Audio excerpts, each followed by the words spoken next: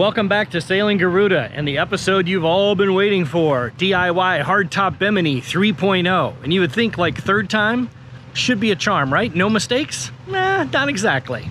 Anyway, I did listen to your feedback. I've kept a complete budget of everything that I've spent on the Hard Top Bimini, which I'll go over at the end of the episode. But for now, let's get into it.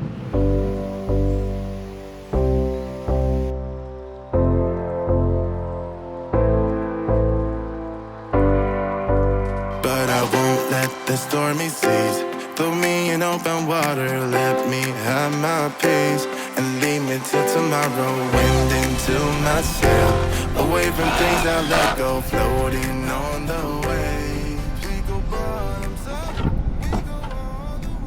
Spent the morning making a couple of sawhorses. We had some wood delivered.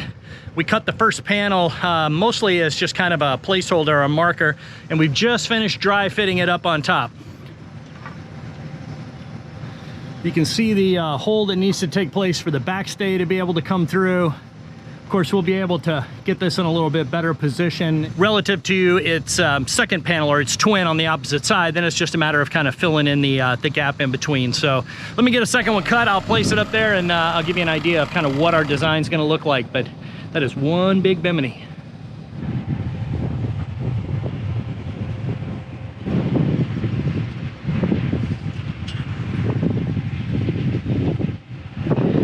Okay, so we're just dry fitting these panels in place and working with a couple of constraints. The inherent constraints are our backstays, which are adjustable backstays.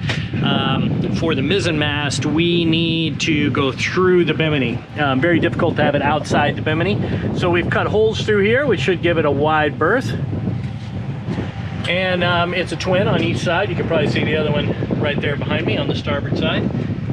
The second constraint is one I kind of created myself, and I'll just admit that we could have made the Bimini top fit one of the, an 8-foot dimension of plywood, either 4 or 8 feet, depending on, either direction that it went in. But I opted against that, and instead, when we made the frame, I tried to weld the frame for two things. One is to cover kind of, I don't want to say the absolute maximum, but the largest area possible. And second, and arguably equally, if not more important, is I needed it to be kind of aesthetically pleasing. So tried to come up with some lines that kind of match the boat so it didn't look too overweighted or huge or clunky or anything else here in the back. So I wanted it to look as close to kind of original equipment, I don't know, as it can. So anyway, what that's going to leave is a little gap down the center, but it's my third time doing it, so I feel pretty confident with fiberglassing, assuming all the materials work out and our mixes are good. It's just a matter of kind of filling this gap. So what we've got now is a gap down the center. We're going to address that and make one solid top down on the ground, and then we'll lift the final thing into place once we get it there. So anyway, doing some final measurements, going to make a couple of markups here for some trimming it out, and we'll go ahead and cut that centerpiece and get it started. Okay, so we want at least a 2-inch overhang all the way around, and that should leave, I don't know, it's gonna be 9 1/4, 9 1/2 probably in between. Okay, so what I've done is I've ripped 2 pieces of plywood here that are gonna go down the center. Nothing's attached right now, but I have them marked. And I've actually routed out, I think you can see this edge. It'll look a little more together when I assemble everything, but what I'm doing is making that spacer that goes in between the 2 panels. I'm running out of steam and it's a little hot, but I need this, I'm gonna glue and screw these together, and I'd like them to dry overnight. So I'm gonna put these together, probably call it a day for day 1 at least of assembling the Bimini, and we will check on it again in the morning. So, all right, let's get it together.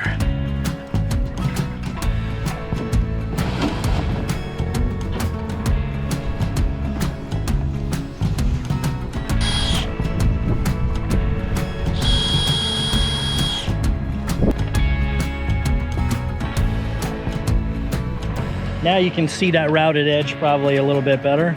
See if I can show it to you right there.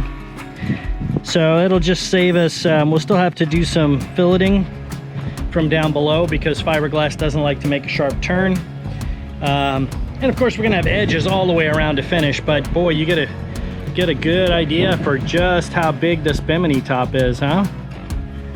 All right, day 2 on the Bimini top. Today's a lot about shaping. All right, well, we've been around the edges. You can see we've kind of rounded the corners. We've cut out the back piece. We've kind of sanded things so that they're smooth, or at least rounded. Got a little putty in instead of filleting.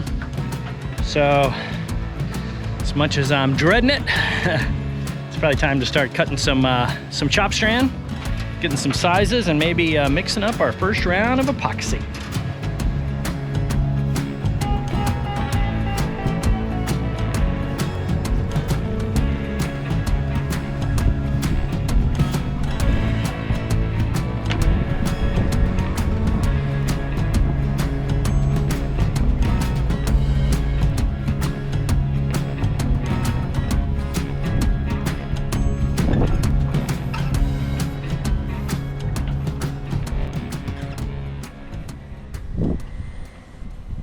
Well, we made a mistake.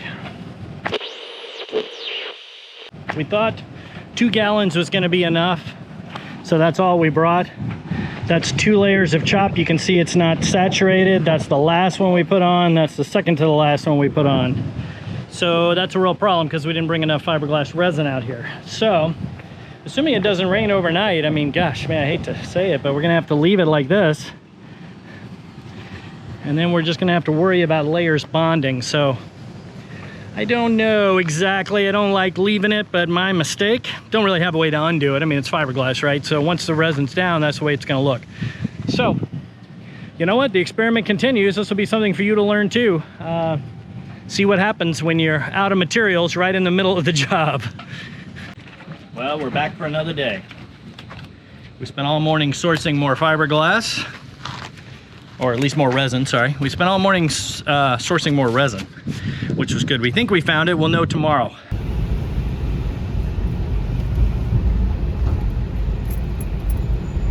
Oh, Syntheticos. I see the place. Oh, good. We found it.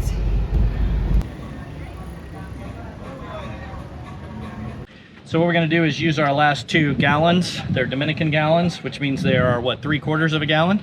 But we're going to use our last 2 gallons, totally saturate the top, and just kind of clean up or catch up from where we left off yesterday. Let me show you what it looks like this morning. It's a bit of a mess here beforehand. What we've done is just kind of loosen up some of the areas that didn't get saturated. We know what we have to make up. I mean, this is pretty hard. It's just a matter of what we're going to try to do is salvage this, I guess. I shouldn't put it that way. So what we're going to do is just kind of finish up the work from yesterday. Even though it hardened overnight, there's still plenty of loose, if you will, matte, and so or unsaturated matte. So this should be fine in order to bond again today. Once we've been looking at it, no rain overnight. Everything looks great. It's already hot. So anyway, let's get to it. We'll put another layer on. All right. Well, got it cleaned up a little bit. Got kind of the last coats on. Just kind of managed to run the grinder over anything that was sticking up. So we still got a good rough surface to put the biaxial on, or the woven on tomorrow once we get a little bit more fiberglass. But whoo, it's hot and that grinder wore me out, so I'm gonna clean up and call it a day. All right, well, step 1 was always to wet things out. So kind of wetted it out. One spot I couldn't reach in the center without getting myself dirty, and one spot where the plywood was splintered, which we're doing a repair. We got these corners, or the holes rather, solid. The corner's pretty solid.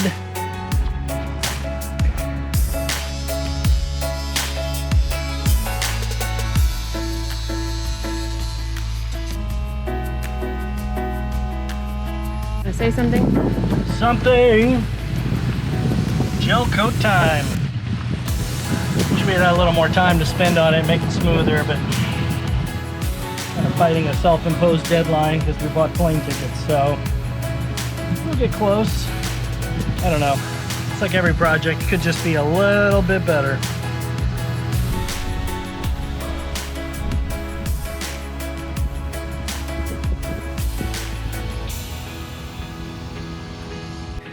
Well, it's the last day in the yard for a while. I don't know exactly how I feel. Worn out, I guess, is the answer. Pretty fatigued. So anyway, Yeah, I don't have a lot of comments about that. I think I enter the yard probably like everyone, where I'm pretty optimistic about all the things I can't get done. But you know, man, it's still a grind when you're doing everything yourself. So anyway, or not everything, but doing a lot of it myself. That's what I should say. I've had good help with folks around here as well. But you know, it's taken longer to get kind of as far down the road as we did. I had to make a little bit of a decision on the Bimini top because I've got tickets to go back to the States to visit family. And we probably could have spent a lot more effort or driven back down to Santo Domingo. I don't exactly know how we would have gotten more, or how we would have gotten any fairing compound. So we didn't have any fairing compound, and obviously that's going to be a big deal when you're fiberglassing and trying to get things to look really, really smooth. I had a little bit of silica, but I don't really have enough to. I could have mixed silica with the polyester resin and kind of made my own fairing compound. It wasn't ideal. It's not, I don't have exactly what I need, and more importantly, I don't think I have enough of it. So I just decided to, skip that step. Well, let me say this, I'm gonna skip that step for now. So anyway, I put a coat of gel coat, put 2 coats actually of gel coat, top and bottom. I sanded a little bit of the bottom, so I've got a couple of spots on there that I can really kind of see, but you know, my thing is, it'll mean more work in the future, which I don't really feel great about. It's not perfect. I mean, it wasn't gonna be perfect anyway, right? It's something I'm doing myself. But, you know, I can sand out any of those low spots, maybe put some fairing compound on as I go and re-gel coat in spots. Again, not ideal, but kind of need to get this project done and move on to other things. You know, we're paying to sit here on the hard. Part of that, of course, is hurricane protection. Part of it is getting these jobs done. And part of it is security and other things as we make this trip back to the States. So anyway, we're gonna take 2.5, 3 weeks off. Get back stateside, hopefully recharge my batteries a little, I guess. I don't know, because we'll have to come back and hit it hard. So anyway, we still got to get this thing up onto the boat. I'm waiting on the forklift right at the moment and just kind of, you know, contemplating my life decisions thus far.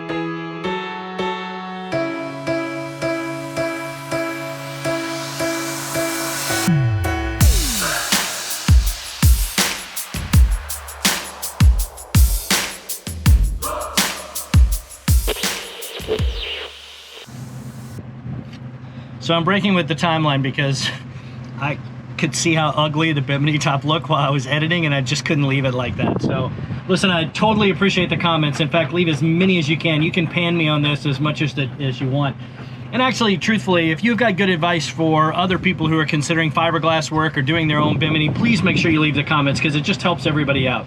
So I was finally able to locate some fairing compound while I was in the States, and not to give anything away, spoiler alert, but we're doing a bottom job next, and so working below the water line, I wanted epoxy-based fairing compound. I'm using this Total Fair. It's the first time I've used it, but everybody else kind of raves about it. It's a 2-part 1-to-1 resin and hardener.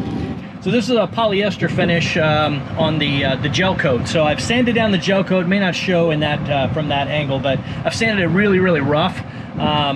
In order to apply an epoxy base to it. The epoxy will stick to the polyester, but I can't go back over this once sanded and smooth and finished. Can't go back over it with gel coat.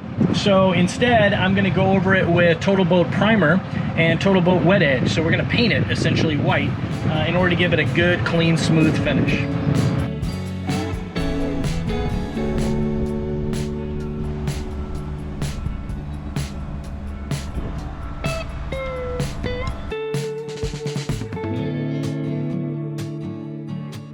So let's get to the budget on the Bimini. I've broken this into 2 general categories just to kind of get some things out of the way. So let me start with the first one, which is tools.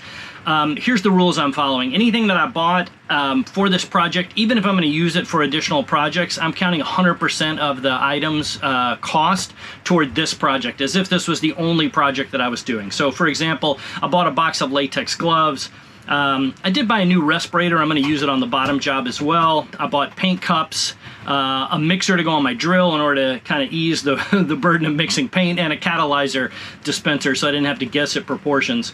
I bought a small box of paint chip brushes, some sandpaper, and of course I built the sawhorses. So that total came out to $140.37.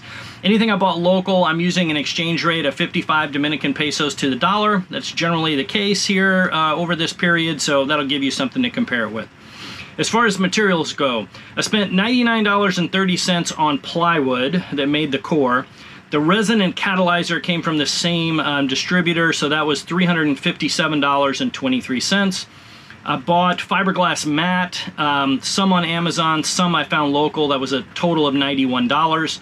Bought 2 jugs of gel coat. That's for a total of $81.89. I ended up buying fairing compound. The total was $74.99. I bought 1 quart of primer at $38 and 1 quart of paint for $42.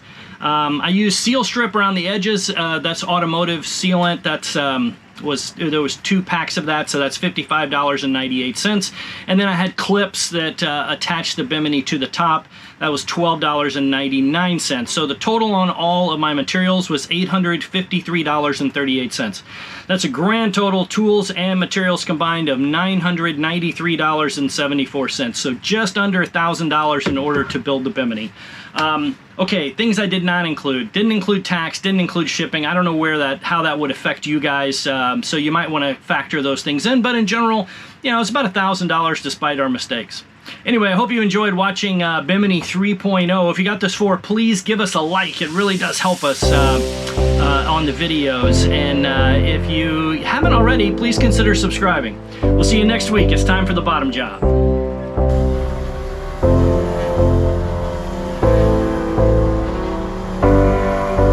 But I won't let the stormy seas throw me in open water. Let me have my peace and leave me till tomorrow. Wind into my sail, away from things I let go, floating on the waves. We go bottoms up.